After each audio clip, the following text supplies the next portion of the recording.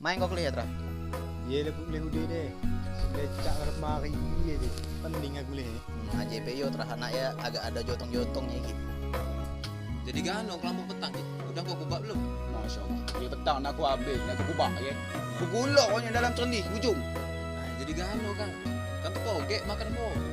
Ano kaki petang perengkot. Dikilek. Dikena main. Iya lah petang sengelok. Hai.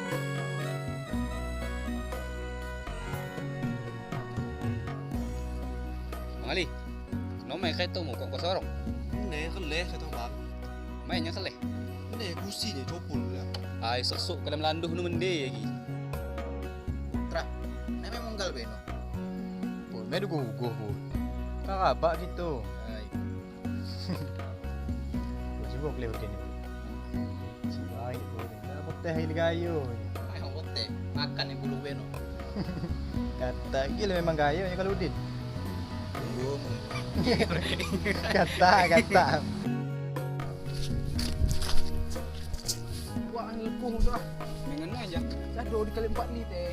Main boleh kali 4 li. Aduh, ini sebenarnya salah aku juga. Tegau kamu batu tu.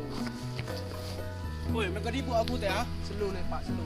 Jadi kena cerita ni. Aku kan wan manggo teh. Aku kelih ada kerong, guguh manggo aku. Takut hati aku luru. Jadi mereka dibu aku. Aduh, aku nak ngawur manggo, nak ngawur kerong. Maka esok keleh-keleh Aduh, so. kau sengaja pak. Kau sengaja, maaf leh. Dah, jangan ribut sama orang temiang, pelah. Dah, ribut lagi.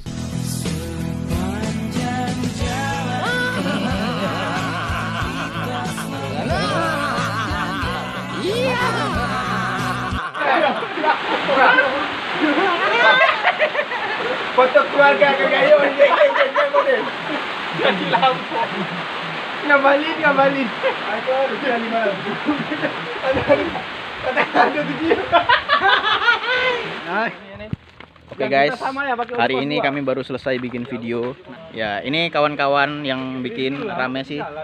Rame. Jadi ini kami yang terakhir mau bikin foto ya, mau foto bareng. Mau foto bareng sesama anak-anak Kampung Sunting ya. Nanti videonya cek di YouTube ya. Bahasa-bahasa Tamiang yang dipakai sehari-hari tapi lucu gitu. Ah.